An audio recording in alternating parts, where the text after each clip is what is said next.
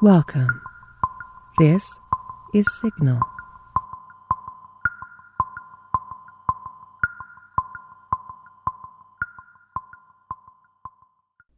What the Moon Brings by H.P. Lovecraft.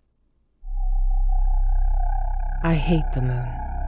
I am afraid of it, for when it shines on certain scenes familiar and loved, it sometimes makes them unfamiliar and hideous.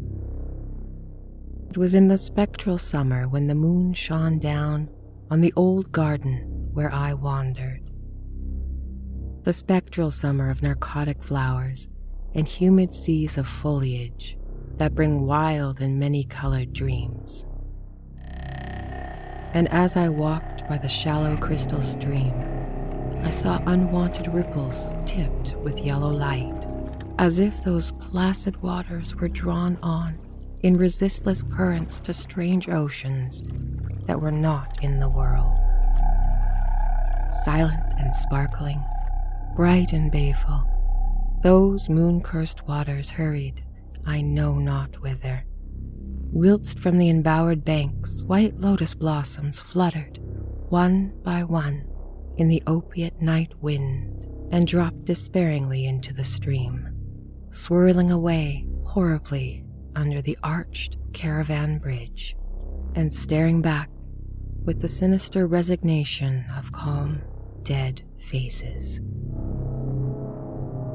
And as I ran along the shore, crushing sleeping flowers with heedless feet, and maddened ever by fear of unknown things and the lure of the dead faces, I saw that the garden had no end under the moon, for where by day the walls were, there stretched only now new vistas of trees and paths, flowers and shrubs, stone idols and pagodas, and bendings of the yellow-litten stream past grassy banks and under grotesque bridges of marble. And the lips of the dead lotus faces whispered sadly and bade me follow, nor did I cease my steps till the stream became a river and joined amidst the marshes of swaying reeds and beaches of gleaming sand the shore of a vast and nameless sea. Upon that sea the hateful moon shone, and over its unvocal waves weird perfumes brooded. And as I saw therein, the lotus faces vanish, and I longed for nets that I might capture them and learn from them the secrets which the moon had brought upon the night. But when the moon went over to the west, and the still tide ebbed from the sullen shore, I saw in that light old spires that the waves almost uncovered, and white columns gay with festoons of green seaweed. And knowing to this sunken place all the dead had come, I trembled and did not wish again to speak to the lotus faces.